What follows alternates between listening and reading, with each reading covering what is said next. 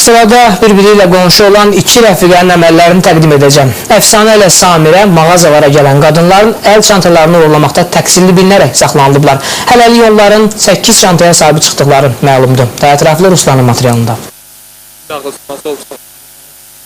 Nizami rayonunda oğurluqla məşğul olan qadınlar saxlanılıb. 24-cü polis bölməsinin əməkdaşlarının keçirdiyi əməliyyat axtarış tədbirləri nəticəsində Gürcüstan Respublikası vətəndaşı 32 yaşlı Əfsanə Məmmədova və Yevlax rayon sakini 31 yaşlı Samirə Kərimova məsuliyyətə cəlb edilib. Qonşuluqda yaşayan xanımlar istintaqa ilkin ifadəsi zamanı törətdikləri cinayət əməllərini etiraf edib. Əlbir olan Məmmədova və Kərimova rayon ərazisindəki müxtəlif geyim mağazalarını, qadınlara məxsus əl çantalarını uğurlayıblar.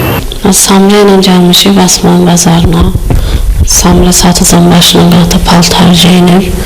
Mən də götürmüşəm, yəni 2-3 yerə getmişik. Bizində pul olub 15 manat, 110 manat. Boş sumkalar olub, vəsiq olub. Onları götürmüşük. Yəni gəlmişik evə. Bir neçə dəfə bu oğurluq əməlini təkrarlayan qonşuların ümumilikdə 8 cinayət faktı sübuta yetirilib. Rəfiqələr bu yolu əldə etdiklərini isə yarıya bölüblər. Əməlini haqq qazandırmağa çalışan Samirə Kərimova cinayətə əl atmasında Əfsanə Məmmədovanı ittiham edib. Gəldi, dedi ki, dey məndən, dedi, belə bir iş görürəm mən, gedək sən də məndən. Dedim, mən yox, qorxuram, elə şey eləməmişəm. Dedi, gedək, mənlikdir, sənlik deyil.